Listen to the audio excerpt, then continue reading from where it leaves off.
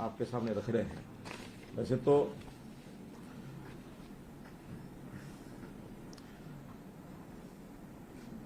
नई योजनाएं बहुत हम बनाते हैं और जनता के हित में बनाते हैं।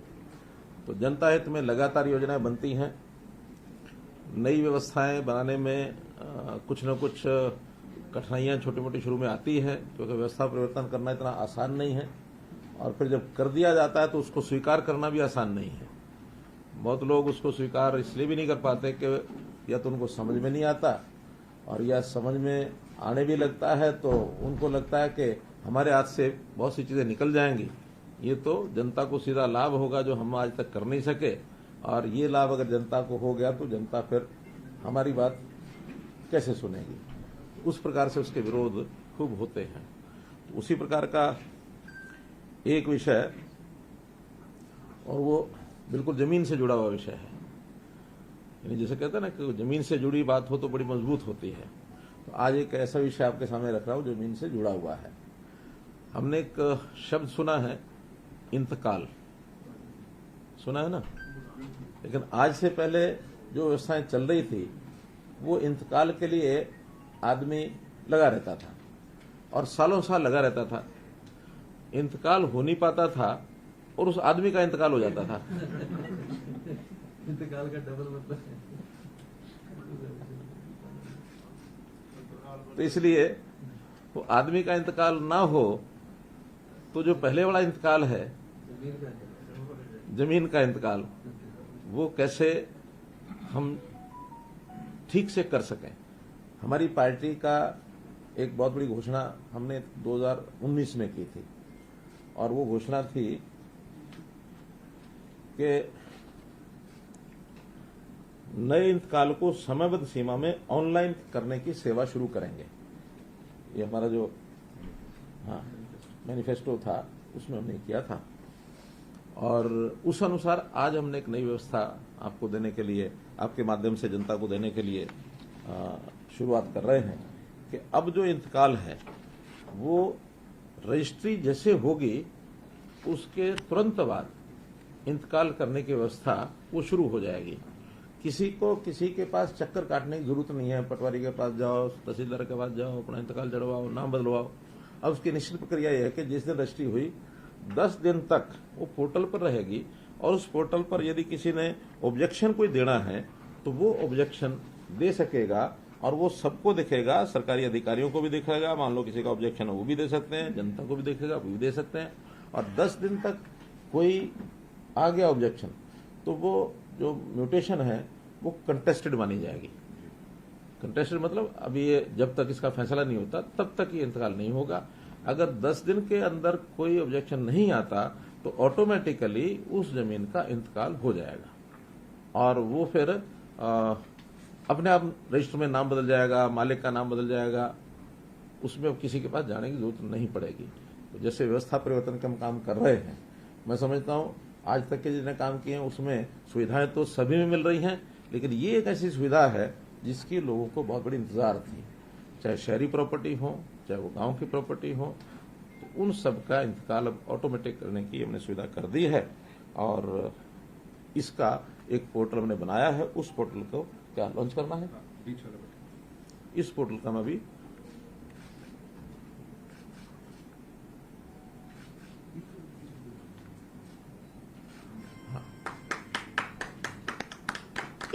Automatic generation of mutation in web health list by so and so. तो एक विषय तो ये आपके सामने रखना था। दूसरा इसी के साथ जुड़ा हुआ विषय है, इसके बारे में वैसे प्रस्तुतिकरण भी है। चलिए पहले वो करिए। ठीक है, ठीक है। 1 मिनट से अधिक नहीं। हाँ, ये करिए। आप बीच का बटन दबाते जाएंगे तो स्लाइड बढ़ती जाएगी। आप करिए इसको। हाँ। तो ये सब 4 तरह की रजिस्ट्रियां आज होती हैं। सेल, गिफ्ट, या रहन जिसको कहते हैं, मॉर्गेज विद पोजेशन, या फैमिली ट्रांसफर जो पारिवारिक एक्सचेंज होता है। तो इन चारों को वेब हेलरिस पे ही आपको जानते हैं रजिस्ट्री होती है। तो जैसे मुख्यमंत्री ने बटन दबाया है, इसके बाद से जैसे ही रजिस्ट्री होगी अगले ही क्षण ऑटोमेटिकली म्यूटेशन जनरेट हो जाएगा। और जो रजिस्ट्री के आंकड़े हैं, कौन किसने किसको बेचा, कितना बेचा, वो आ जाएगा। और जैसे मुख्यमंत्री जी ने कहा कि ये सारा डेटा जो है पब्लिक को इस प्रकार से दिख जाएगा, यानी रजिस्ट्री होने के 10-15 मिनट के अंदर अंदर ये इंतकाल, जिसको हम कहते हैं पड़त पटवार जो उसकी है, ये दुनिया में कोई भी व्यक्ति इसको देख सकता है। और इस पे आपत्ति करने के लिए आगे बटन बनाए गए हैं। वो जो है म्यूटेशन जनरेट होने के बाद, ये आपने देखा इसमें लिखा हुआ है ऑब्जेक्शन। तो अगर ऑब्जेक्शन होगा तो जैसे मुख्यमंत्री जी ने बताया कि 10 दिन में एक भी ऑब्जेक्शन आ गया तो इंतकाल कंटेस्टेड या मुतनाजा इंतकाल हो जाएगा, जो एसडीएम को चला जाएगा, और नहीं आया तो वो सीआरओ द्वारा स्वीकृत कर दिया जाएगा।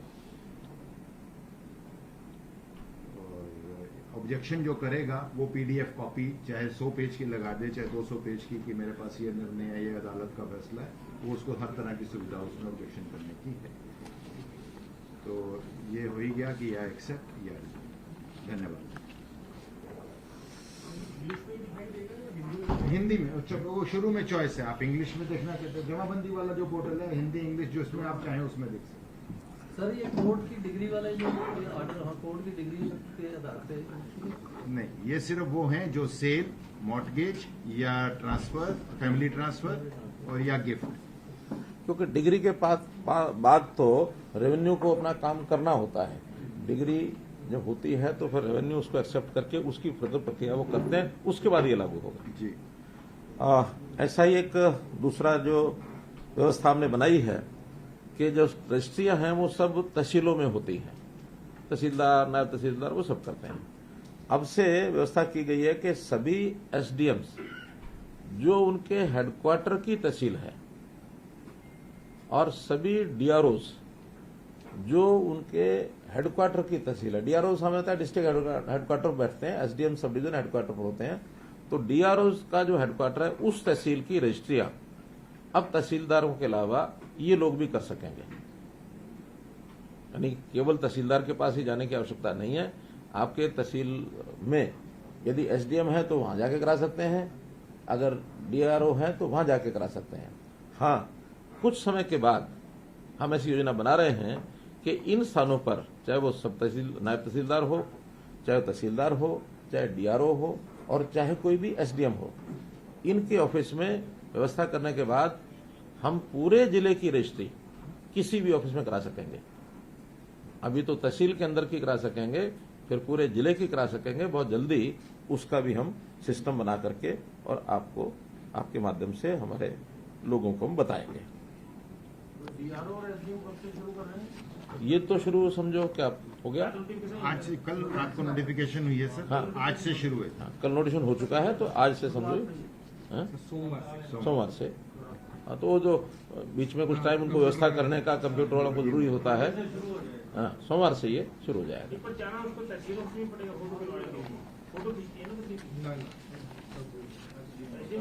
हाँ, वहीं जहाँ कराएगा वहीं, यानी तहसीलदार की सारी पावर्स जो हैं रजिस्ट्रेशन के संबंध में जो हैं वो सभी अब डीआरओ को और एसडीएम्स को दे दी गई। उसको भी एक प्रकार का, हाँ तहसीलदार एक प्रकार का, वो भी सब रजिस्ट्रार की उसकी जो पावर्स हैं रजिस्ट्रेशन के संबंध की वो सारी उसको हो गई। तो जो तहसीलदार करता है वो करेगा। यानी एक प्रकार से वो तहसीलदार की और भी पावर्स होती हैं, केवल सब रजिस्ट्रेशन की जो पावर है उसको मिली है। फुल फ्लेज तहसीलदार तो उसको नहीं कहेंगे, लेकिन रजिस्ट्रेशन की पावर्स ये अब एसडीएम को और डीआरओ को भी दे दी गई।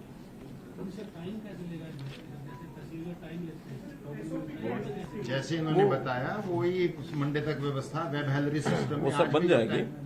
लेता है तो तहसीलदार या नायब तहसीलदार वो चूज कर सकते हैं। अरे व्यवस्थाएं ऐसी बना देंगे कि टाइम लेने की जरूरत ही नहीं पड़े, सीधा जाओ रजिस्ट्री करा के आ जाओ। आखिर ये तो पुराने विषय है कि लाइन लगा के टाइम ले, फिर कोई करंट में कराओ, कोई वो क्या उसको बोलते हैं पैसे स्पेशल दे के, क्या तत्काल में कराओ, कुछ और कराओ। धीरे धीरे देखिए कोई जमाने चले गए। अब उन जमानों में वो जमाने भी थे जब आपको किसी समय के लिए बुक कराने के लिए 1 महीना पहले गैस सिलेंडर बुक कराना पड़ता था। अब गैस सिलेंडर लोग कहते ले लो गैस सिलेंडर ले लो, गैस वाला आया। तो चीजें हैं, चीजें धीरे धीरे, अब युग भी बदल रहे हैं, व्यवस्थाएं भी बदल रही हैं। जनता की तकलीफ दूर करना ये हमारा काम है। कोई तकलीफ हो रही है हमारे पास लाओ, यथा समय जितना लगना वो लगेगा ही, लेकिन उसकी तकलीफ दूर करना ही हमारा काम है। हमको जनता इसीलिए चुनती है। एक तीसरी एक अनाउंसमेंट जिसकी उत्सुकता आपको पहले भी थी, आपने पूछा भी था, मैंने उसका मैं कहा था जल्दी इसका उत्तर हम देंगे। और वो व्यवस्था ये है कि जो अनमैरिड लोग हैं, चाहे महिला हो चाहे पुरुष हो, 45 साल से लेकर 60 साल तक, यानी as soon as an unmarried person becomes 45, उसके बाद मंथली पेंशन का 2750 रुपया वर्तमान में वो भी हकदार हो जाएगा, बशर्ते कि उसकी इनकम 1,80,000 रुपये तक ही है।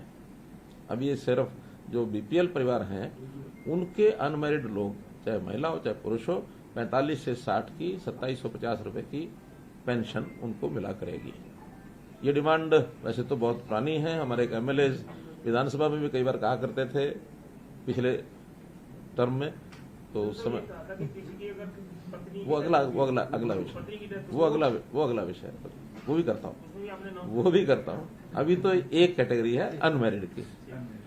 अब दूसरी कैटेगरी है कि जो विदुर क्या बोलते हैं, विडोवर, विधवा महिला होती है, विदुर पुरुष होता है।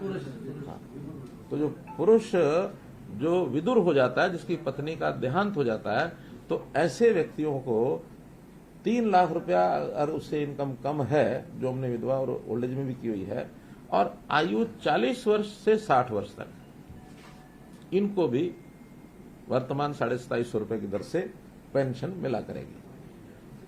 डिमांड ये थी। लेकिन दूसरी भी आ गई थी, वो पिछले कुछ हफ्ते अनाउंस हो गई तो लागू हो गई। नोटिफिकेशन आज अगर अनाउंस किया है तो अनाउंसमेंट सीएम की होती है, तो हाँ, तो के नोटिफिकेशन करके जुलाई से ही दे सकते हैं। नोटिफिकेशन के कैबिनेट की अप्रूवल लेनी पड़ेगी, हो जाएगी, लेकिन हम 1 जुलाई से इसको लागू कर देंगे, चाहे उसको पोस्ट फैक्टो भी लेना पड़ेगा। संख्या हाँ वो तो मिलेगी, वो तो उसके बाद बुढ़ापा ही मिलेगी। जैसे कल हमने बताया था कि जो विधवा है उस पेंशन का नाम फिर बुढ़ापा पेंशन हो जाएगा, तो इनकी भी 60 साल का बुढ़ापा हो जाएगी। दोनों नहीं भाई, 40 से 60 ये है, 60 के बाद वो है। एक मिनट बाद में लेंगे। हाँ, मैं संख्या इसकी बता रहा हूँ, आंकड़ा बता रहा हूँ। हाँ, कुल मिलाकर के इन दोनों वर्गों में 71,000 लोगों को लाभ मिलेगा, जो रफली 20 करोड़ रुपया मासिक, अर्थात 240 करोड़ रुपया साल का, ये सरकार के एक्सचेकर के ऊपर इसका प्रभाव पड़ेगा।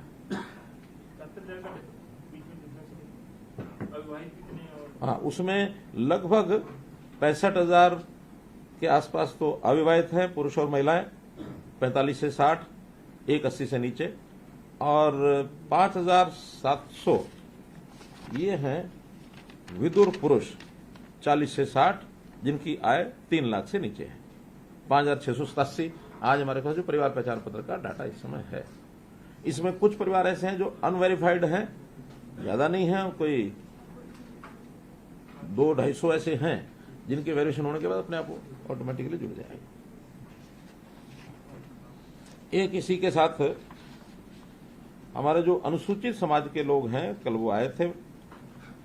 2017 में एक आंदोलन किया था उन्होंने, किसी एक सुप्रीम कोर्ट के निर्णय के विरुद्ध उनका आंदोलन था, देशव्यापी किया था। हरियाणा में भी उनके खिलाफ कुछ मुकदमे हो गए थे, 54 मुकदमे थे, सैकड़ों लोग उसमें नामजद थे। कुछ गिरफ्तार हुए, बाद में बेल पर छूटे हैं, कुछ गिरफ्तार भी नहीं हुए हैं लेकिन नामजद वो हैं। तो ऐसे हमने फैसला किया कि सभी 54 मुकदमे, बशर्ते को बहुत सीरियस ना हो, तो जो लीगल जो भी एक प्रोसेस रहती है उसके हिसाब से उनको वापस लेने का ये निर्णय किया है। 54 हैं और नामजद तो कितने हैं पता नहीं, लेकिन 117 लोग ऐसे थे जो गिरफ्तार हुए थे और जिनकी बेल हुई थी।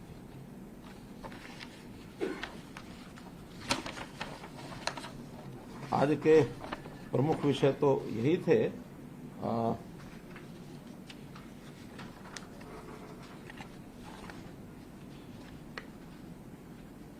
बाकी हमने कैबिनेट के विषय सब आपको बता ही दिए थे। सर, ये जो ये अनमैरिड हैं और ये विधवा, इनको पेंशन देने के पीछे वजह मतलब क्या सामने क्या है, मतलब क्या डिमांड? देखिए, सामान्यतः ध्यान में आता है कि खास करके ग्रामीण क्षेत्र के अंदर जो अविवाहित व्यक्ति होता है उसको थोड़ा सा उसके मान सम्मान को बड़े होने पर थोड़ा ठेस सी लगने लग जाती है। वो लोग कहते भी हैं कि अब हमको लोग जो है ना दूसरी दृष्टि से देखते हैं, तो इसलिए हमारा मान सम्मान बढ़ना चाहिए। तो मान सम्मान में एक ही छोटा प्रकार है, कोई हम एकदम कोई उनकी वैसी स्थिति तो नहीं ला सकते जैसी वो चाहते होंगे, लेकिन ये सब होने के बाद कोई उसकी आवश्यकताएं हैं परिवार की, तो वो यानी अपनी कोई आवश्यकताएं तो वो उसकी पूरी हो सकती है। परिवार तो उसने बनाया ही नहीं है, तो उसकी अपनी आवश्यकताएं हैं। किसी को छोटा मोटा मानो बहन है, कोई और है, किसी को लेना देना वो अपना कर सकता है। तो कुल मिलाकर के आय जिसकी बहुत कम है उसको एक सम्मानजनक तरीके से अपना जीवन जीने में कुछ सहयोग हो जाए, ये हमने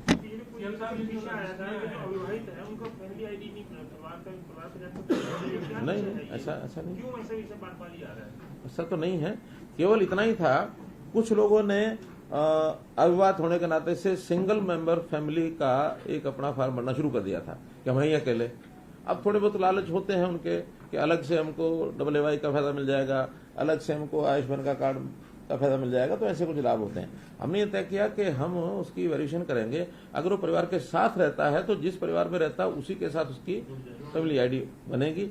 अलग से केवल इसलिए कि मैं अविवाहित हूँ इसलिए नहीं बनेगी। फॉर्म को आवेदन कर सकते हैं, वेरीफाई करने पर। हाँ, बिल्कुल।